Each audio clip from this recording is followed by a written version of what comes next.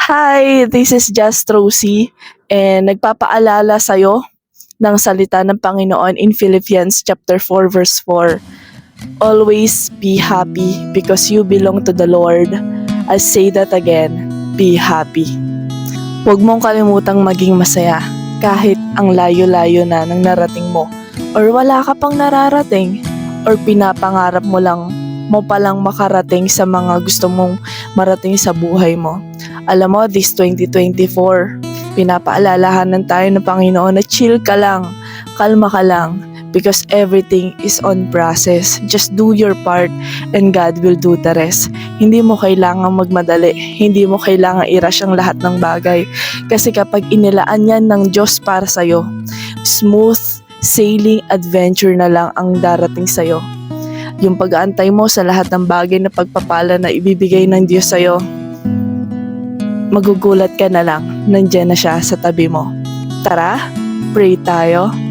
Lord, pinapanalangin ko po tong tao na to, O God, sa lahat ng pangarap niya sa buhay niya, O God.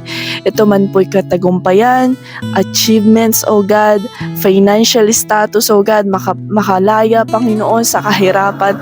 Lord, whatever it is, Lord, nawa po Panginoon, hayaan mo, O God, na huwag niyang makalimutan, O God, sa lahat ng pangarap niya, O God, ay maging masaya, O God, sa merong binibigay mong blessing sa kanya sa pang-araw-araw, O God, ang magkameron ng buhay, O God, at walang sakit at karamdaman, Lord, sobra na po yung kayamanan para po sa amin.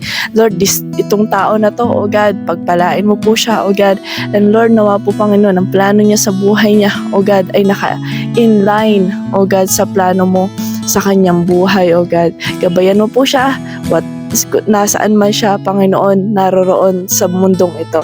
In Jesus' name we pray, Amen and Amen. Kung ikaw ay sumabay sa panalangin na ito at sa Bible verse na binasa natin, pwede bang ikaw ay mag-comment sa baba? And please subscribe my YouTube channel, Just Rosie. Yan, sobra po yung makakatulong para po ma-spread po natin ang salita ng Panginoon. God bless you, kapatid!